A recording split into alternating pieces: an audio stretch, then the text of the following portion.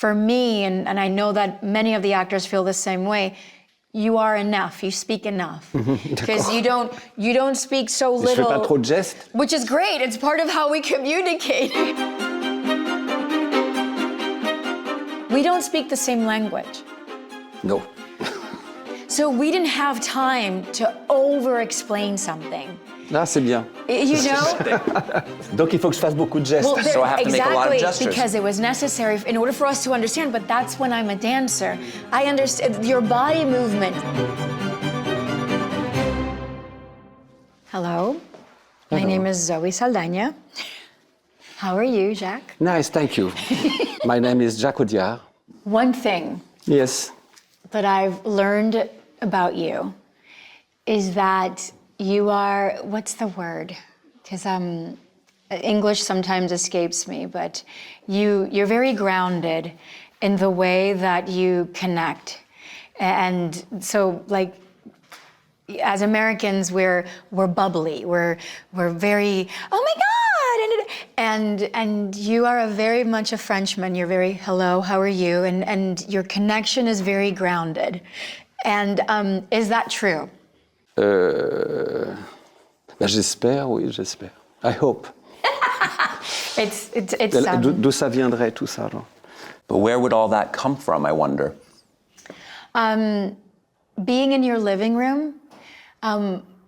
You know, when we were doing all of our rehearsals, I noticed that there were three very strong elements that were very present in your life, and it's books, chairs to sit and read, and coffee. D'accord, ok. Je crois que je suis plus je devrais peut-être pas dire ça, mais je suis plus un lecteur qu'un spectateur. Maybe I shouldn't say this, but I think that I'm more of a reader than a viewer, actually. Does that have anything to do with the way you grew up? Was that something that your family encouraged or insisted that you do? Oui, je pense. Alors moi, je suis, puisqu'on va arriver à ça, moi je suis né à Paris. Pour des raisons de santé, j'ai dû aller vivre chez mes grands-parents à la campagne. Et dans cette campagne, j'y suis resté jusqu'à l'âge de 12 ans. Et alors, il y a plein de choses à la campagne. Il y a des petits animaux, des arbres, mais on s'y ennuie beaucoup. Et donc, je lisais beaucoup. Et toi, ça a commencé comment? Comment ça a commencé le rapport avec... Alors, je sais que tu as fait beaucoup de danse. I think art came into my life as a form of medicine for grief. I lost my father when I was 9, and I feel that up until that time, it was a pretty normal childhood where you play, you get in trouble, you do homework, you eat, you laugh with your family, and you honestly believe that your mother and father, they're like superheroes. They walk on water, they never get sick, they're never tired, they're always there for you. And there was an overnight shift that was so abrupt. And we were too little to understand and old enough to register, to record, you know, like create memories of all of that. So it affected my senses. It all of a sudden, what I see, what I hear, what I touch, what I taste, these were senses that became very acute. So ballet, music, reading, writing became sort of like these places that we would go to, or things that we would do, that I would do, and I would forget. Tu es né où, toi? Where were you born? I was born in New Jersey. New Jersey, d'accord. Yes, but I grew up in New York. It's my family has been there in New York since 1961. And my mom grew up there since she was 14 years old. And when she got married with my dad, they moved to New Jersey. But then my mom, as soon as she had me, I would think I was like 3 months old, they moved back to New York. So New York is, I feel like that's where I'm from, and the Caribbean. D'accord. So I think that sometimes, I think you've said this before, out of like tragedy, you know, a lot of light can be born. And I remember feeling like, oh, art is an outlet, it's an escape, it brings you answers to questions. Quand ça t'apparaît, tu as quel âge, toi? when I started to really understand it, I think I must have been like 13, 14 years old. I would get into these debates with my stepfather about, I remember one time I was reading Gabriel García Márquez at school. Nobody writes to the colonel, el coronel no tiene quien le escriba. And my stepdad is a great debater, and which is great. He would entice me and tease me to sort of have conversations at the dinner table, and I would get really passionate, and he and I would have these really passionate conversations about what some passages in the book meant. And I remember that what he was doing while rattling me, he was also teaching me to understand subtext, context, right? Okay. And versus just so art to me, then at that age, I began understanding that art can be topical because the eyes can see it, but art always lives in a very subjective manner. So trying to be too forward with art is not what appeals to me, or it's not what I was raised to believe. It's always trying to sort of dig deep and discover it and rediscover it. And that's how I felt about Emilia Pérez. Your father was a director. Il était surtout connu comme scénariste. Et alors moi, c'était curieux parce que le fait de toute ma famille, mon oncle était producteur, mon parrain était acteur et mon père était réalisateur, scénariste. Et j'ai vécu dans un environnement, même si je vivais à la campagne, mes parents finalement avaient une maison à la campagne, j'étais entouré de gens de cinéma, ce qui fait que le cinéma me paraissait c'était trop facile pour moi. J'aimais pas cette idée de faire du cinéma. Et je me souviens qu'un ami de mon père il était scénariste, je crois, ou chef opérateur, je me souviens plus. Et je devais avoir 15 ans, 14 ans. Et il m'a demandé, mais toi, Jacques, tu veux faire du cinéma? Et j'ai répondu quand même, c'est vraiment, j'ai répondu, je ferai du cinéma si je rate tout le reste. C'est une prétention à pleurer. Mais je le pensais vraiment. Hein. Je me voyais dans un destin très, très académique, de grande école, de fac, de grande école, tout ça. Et en fait, j'ai tout raté. Donc et j'ai fait du cinéma. Voilà. Et en fait, j'ai commencé dans ce que j'aimais. C'était de faire. J'ai commencé par le montage. Et en fait, je suis arrivé dans le montage par amour, parce que ma fiancée de l'époque était monteuse. Good. I was always curious to know why editing first. And now I know that obviously you growing up in a family business of filmmaking and cinema, exposed you probably to so many aspects of making a film, from writing it to editing to producing. And editing was because... C'est curieux, mais parce que comme je le découvre plus tard, alors que je dois le savoir intérieurement. Le montage, c'est ce qu'il y a dans le processus de fabrication d'un film, c'est ce qu'il y a de plus proche de l'écriture. C'est quand tu montes un film, c'est de l'écriture. Et en fait, j'ai commencé par cette espèce d'écriture qui était le montage, avant de faire vraiment de l'écriture scénaristique. That reminds me, There's a John Bartasari, the artist. There's I don't know if it was a painting or a photograph that he blew up, but I think it was a painting of an art manual. And under it says, "Never open this." Ah oui, d'accord. And for me, I would go all the time to LACMA. I think that's where the painting was, just to see it, because I always felt so inspired by that. It's almost like it's that thing of learn everything and then throw it all away. So I like the fact that you did everything backwards, or you respected your learning process. Mm-hmm. I like the fact that you were an editor first. Mm-hmm. There was a lot that we did working together, and I felt that you were going to sort of sculpt it all out in post. So I was actually much less nervous about you going into post and editing than I was about, when we were shooting.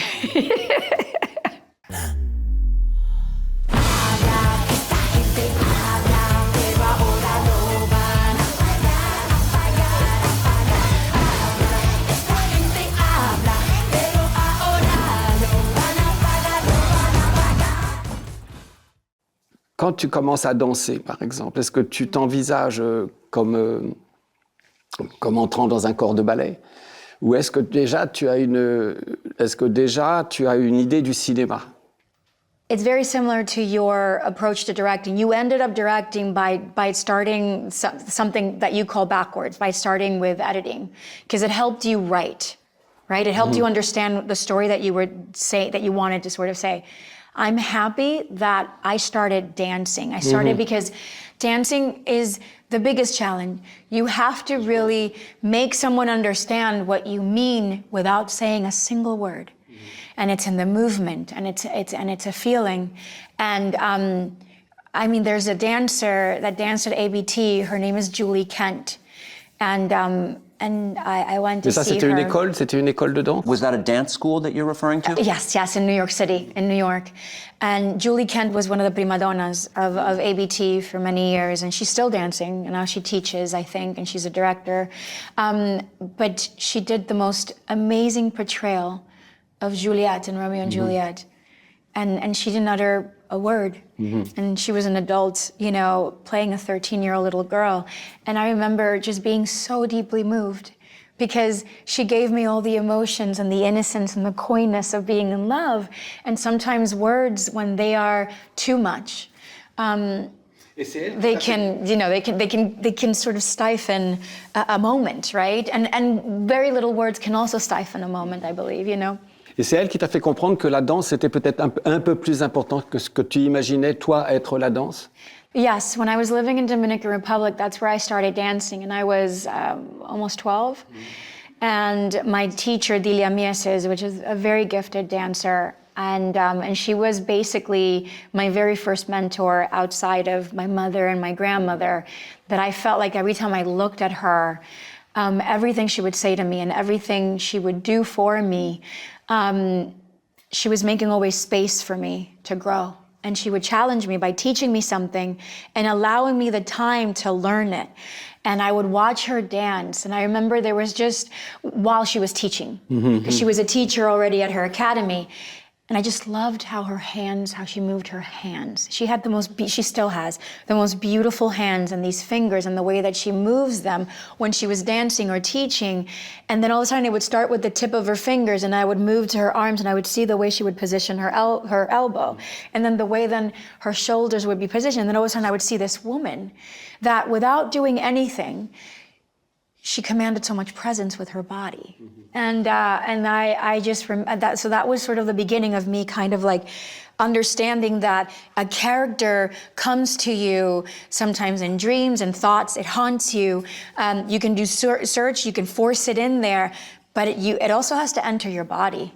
You have to, you know, it has to come into your center and help you move in a certain way. So that was the beginning, and I'm happy that I did that because I was very insecure speaking when I was little because I grew up speaking Spanish, but not, I didn't... Ça a changé depuis, hein? Yes, exactly. Oh yeah, I don't shut up now. But like, I spoke Spanish, but it wasn't eloquent. It wasn't a sophisticated vocabulary. And I spoke English, and it wasn't eloquent and sophisticated. So I always admired to hear other people speak. And I'm a reader. I like to read a lot. So through that, I think I became an imposter. I told myself I became an imposter.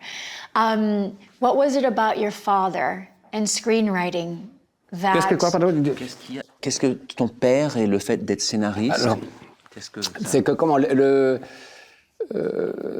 oui, alors mon père était effectivement scénariste, mais le rapport que j'avais avec lui, le rapport de transmission, c'était, ça a été surtout la littérature. C'est-à-dire que mon père était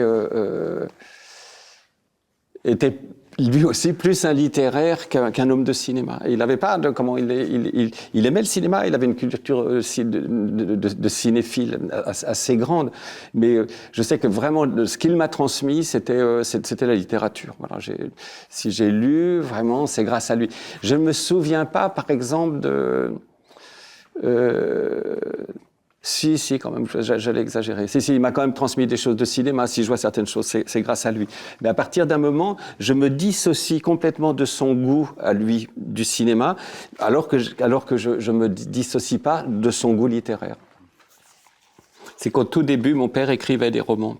Juste après-guerre, dans les années 45-47, il écrivait des romans noirs, tu vois. Et en fait, comme je pense toute une génération de scénaristes français, ils étaient scénaristes par accident. Le métier de scénariste n'était pas un métier très valorisé en France. C'était tous les scénaristes de l'après-guerre et de l'avant-guerre, c'était des hommes de lettres. Ils écrivaient des romans, des poèmes, des pièces de théâtre, tout ça. Et que le cinéma était pour eux, c'était un moyen de vivre. Et pour mon père, c'était un ascenseur social très puissant. You said you disassociated from your father's films, or the kind of films that he would do. Can you extend a little bit on that? And you connected more through literature, right? Ouais, comment les films il a écrit des scénarios que je trouve magnifiques. Mais après, quand il est passé réalisateur, j'ai pas trop aimé ses films, en fait. Et c'est pas si grave que ça. Et alors ça, c'est une chose intéressante aussi. C'est une question que j'ai envie de te poser. Moi, je me la poserai et je te la pose. Et c'est à quel moment, tout ce parcours de danse que tu évoques, à quel moment arrive le cinéma là-dedans?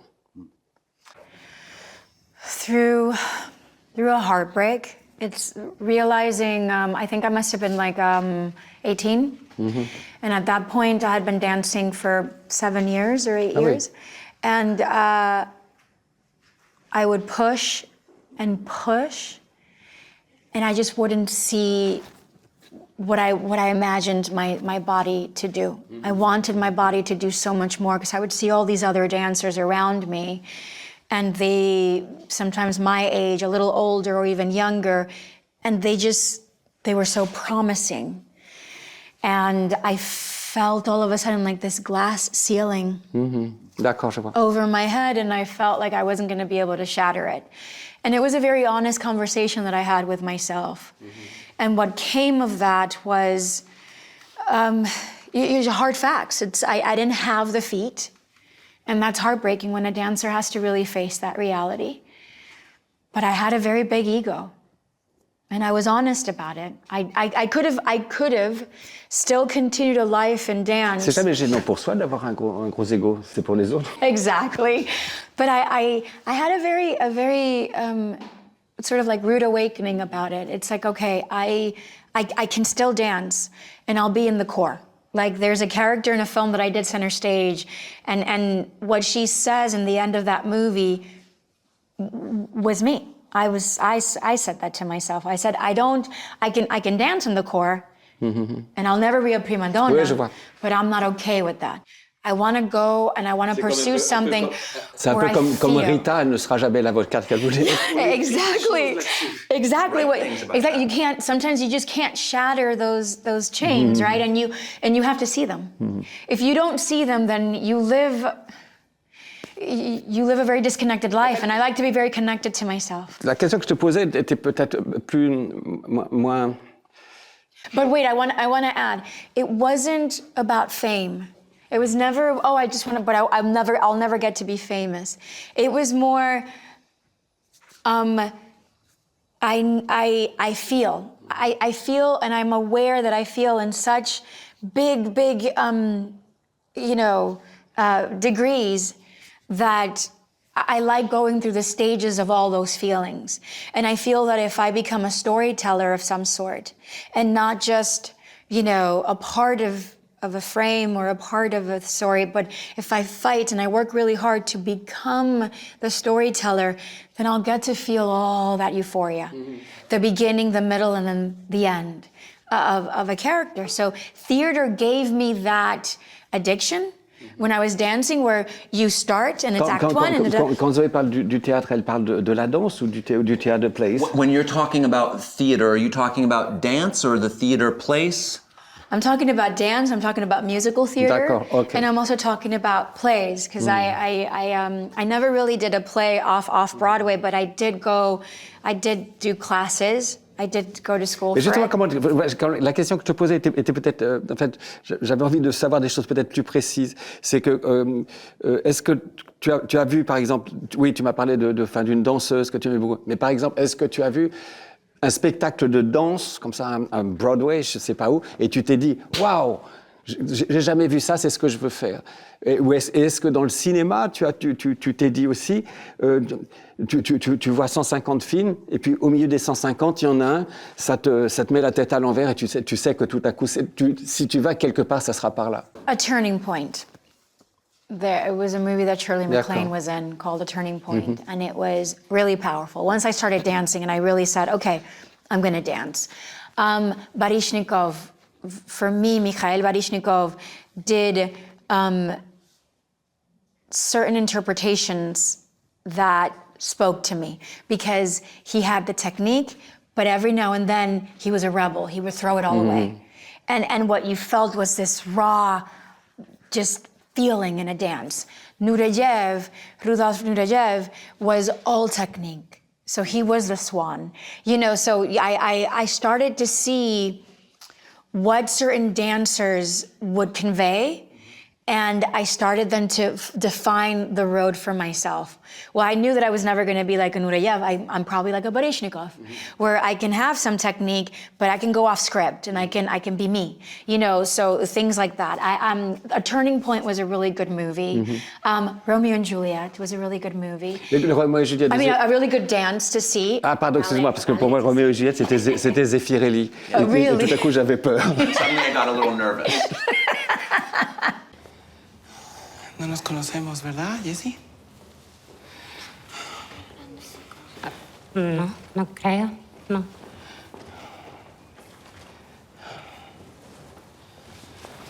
Tú eres la mujer de manitas. Él se nos fue, que descanse en paz. Ahora tú eres como mi hermano, ¿ok? Esta es su casa. Bienvenidos, bienvenidos. Gracias, señora. Emilia, por favor, Emilia. I wanted to ask you, what was it about that short story that when you read it... It was not a short story, c'est un roman. It's a novel, okay. C'est un roman écrit par un ami, Boris Razon, et c'était c'est un garçon qui a vécu pas mal en Amérique du Sud, et ça se passait au Mexique. Et dans son roman, il y avait dans un chapitre, au milieu, il y avait ce personnage qui s'appelait pas Manitas dans le roman, qui s'appelait El Flaco, et qui voulait faire une transition. Alors je tourne les pages du roman, je trouve ça saisissant. C'est un tel paradoxe entre l'extrême virilité, le désir de féminité, le patriarcat, la violence. C'était très singulier. Je tourne les pages, je passe les chapitres, et puis il n'y a rien du tout. Il ne développe pas le personnage. Ce qui fait que moi j'appelle mon ami 2 jours après, je lui dis est-ce que tu as un projet pour ce personnage-là? Il comprend même pas de quoi je lui parle. Il me dit non, j'ai pas de projet du tout. Pourquoi? Je dis parce que je vais te l'apprendre cette idée. Voilà, c'est ce que j'ai fait. Et ça a commencé comme ça. Et après derrière j'ai tout écrit. Et ce qui est drôle, c'est qu'à l'origine le personnage de Rita, de l'avocate, c'était un avocat, c'était pas une avocate. Was that an accidental sort of decision? Or was it intentional to change this character into a female? Le personnage de Rita? Changer le genre, ouais. C'était d'abord c'était très très important pour la conception de la fiction. Et ça m'est venu quand même, ça a mis du temps à venir. C'est que les premières versions du traitement, c'est toujours un homme. Et je me souviens un jour, c'était pendant un confinement, je marchais dans les champs, oui, parce que ça n'avançait pas, ça m'agaçait. Et je disais, mais tiens, c'est bête comme tout, c'est ce qu'on fait sur tous les scénarios, on se demande est-ce que c'est le bon sexe, est-ce qu'on ne devrait pas changer le genre, etc. Et je me suis dit, mais si c'était une femme, qu'est-ce qui se passerait? Et là, j'ai vu tout le truc se défiler, et l'histoire s'écrire. Voilà. Et ça devenait un vrai partenaire pour Manitas, Emilia.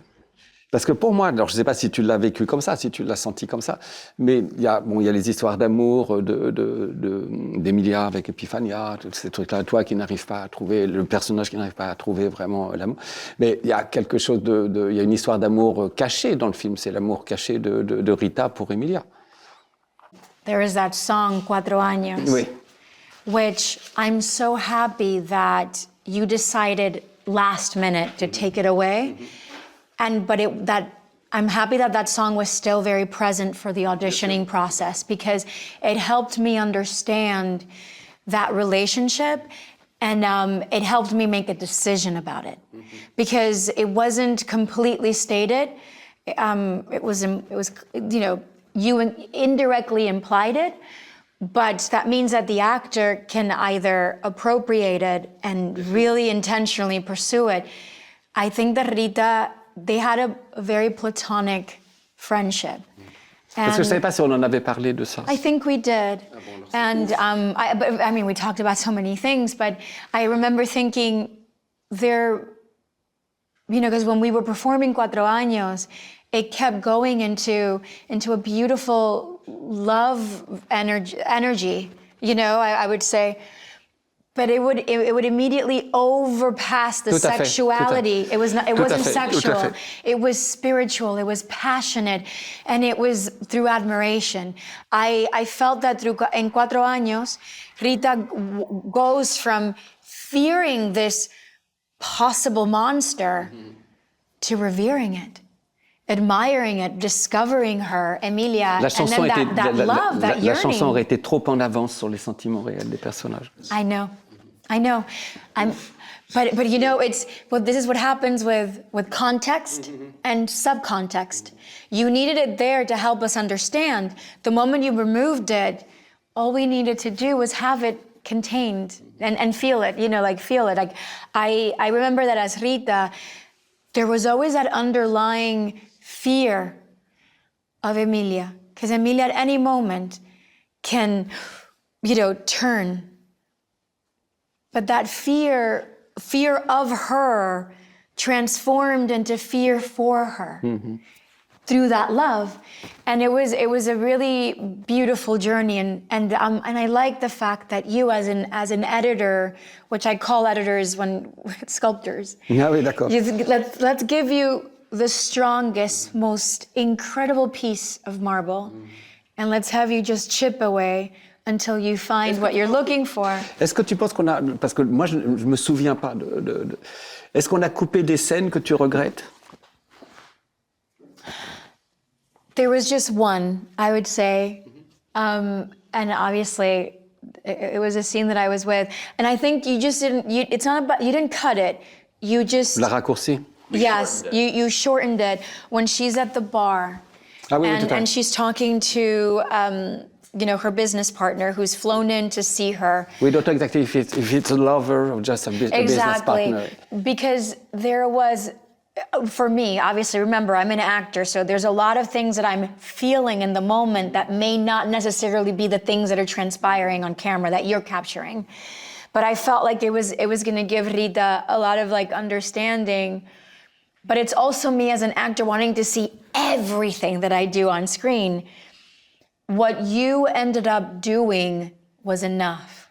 So you asked me. You said before we started that you sometimes worry if you talk too much to actors and you may overwhelm them. And I'm telling you that for me, and I know that many of the actors feel the same way.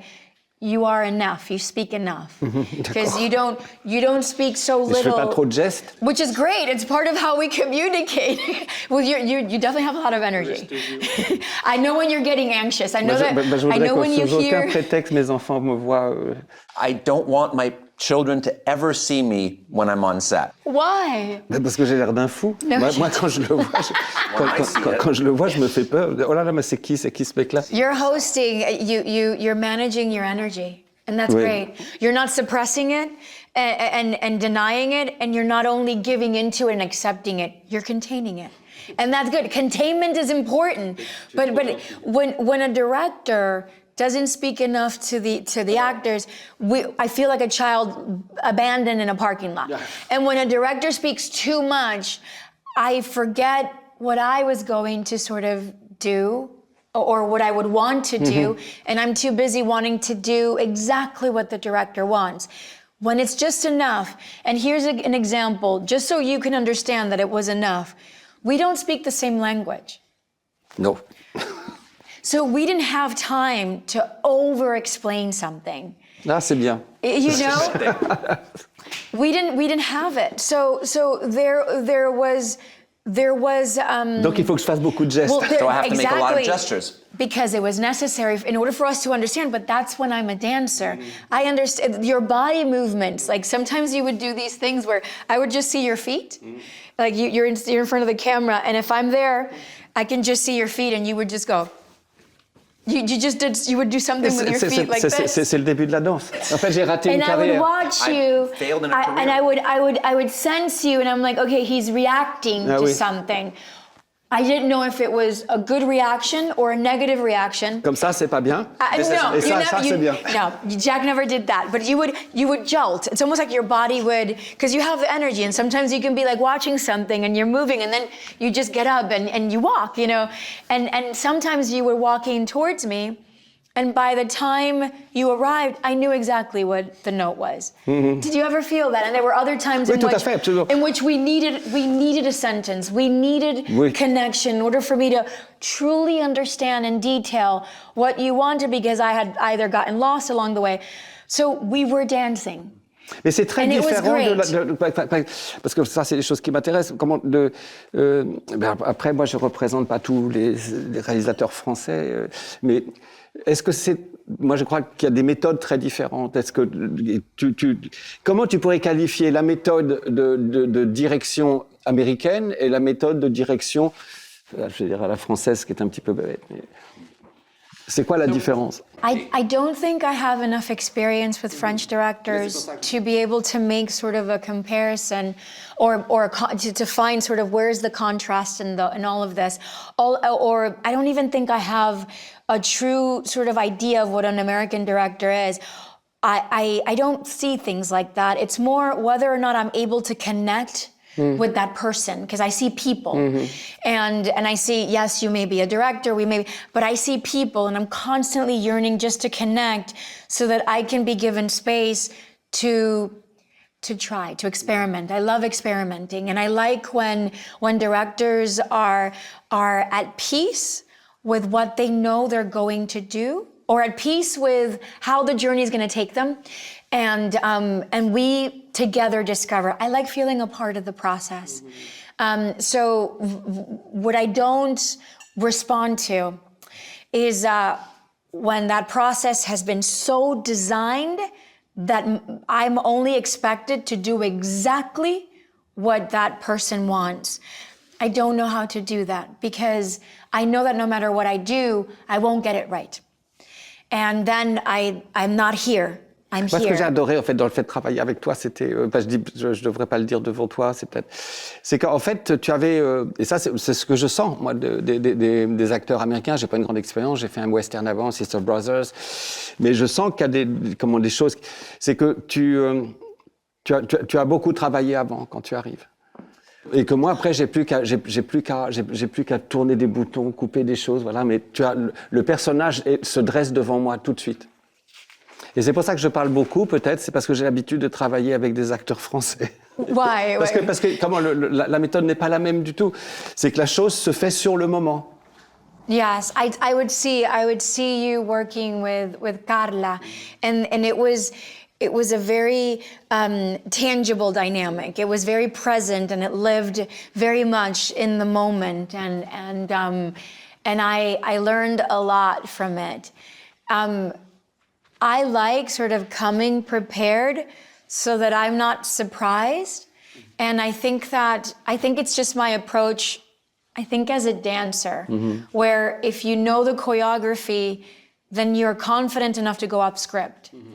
But winging it and finding it in the moment, I wish I had that character. I look up to actors that can find it in the moment, and I very much like that, and I felt that we were finding things in the moment, because I would come to you and go, did you feel that? And you were so encouraging. You were like, yes, I felt it. And maybe it was the first time that I was sort of working in an environment where we were finding things day by day, you know? C'était la même chose sur la chorégraphie avec Damien Jallet. J'avais l'impression que vous fabriquiez quelque chose tous les deux avec Damien. Moi, je pensais, j'avais jamais assisté à ça. J'étais assez surpris. J'ai l'impression que comme Damien donnait une espèce de ligne, et là-dedans, on pouvait évoluer, proposer, réagir. Yes. Et tu avais déjà travaillé comme ça? With a choreographer, yes. It was very similar to, I think that Damien and I were mirroring indirectly the dynamic that he was having with you, and separately I was having with you. We come prepared with ideas, and then you Oui, c'est ça, exactement. You sort of tell us where and how and when and what and you sort of, and sometimes you're nervous because you sort of go, oh my God, did he get it? Does he feel like he got it? Well, he looks happy. He looks like he got it. Because sometimes there were moments in which I would leave my body. I didn't know what was happening. With Damien was the same thing. There were moments in which I would see something that he had been putting together with his team, and I would do it. But as I'm learning the choreography, I'm also learning more Rita.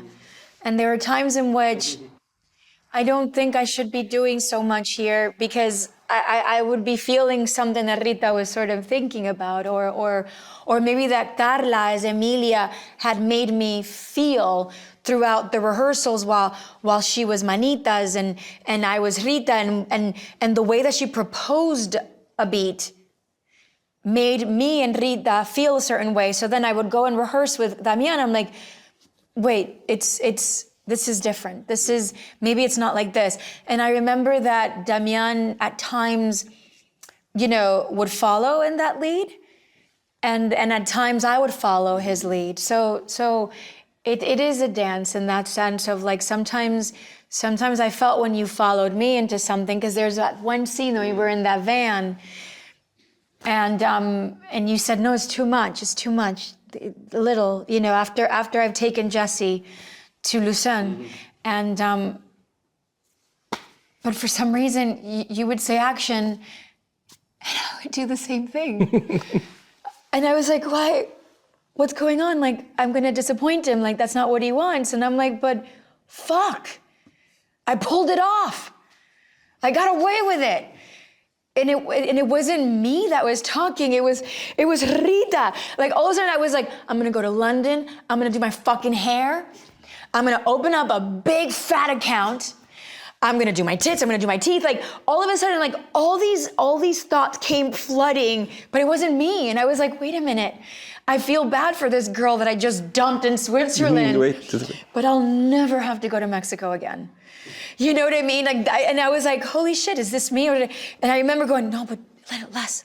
Jack wants me to do less. But all of a sudden, that voice going, bitch, you pulled it off! Like, it was the most insane sort of moment. I remember driving home kind of going, what the fuck was that? That was so, in the moment. But anyway, so just shooting with you would give me those moments of like, sometimes so many things would happen on set, and other times I would be like, I didn't do anything for this man. I didn't bring home anything for this fucking man. And he's probably thinking, why did I cast her? J'étais ravi. Thank you so much. Thank you à toi. Yeah.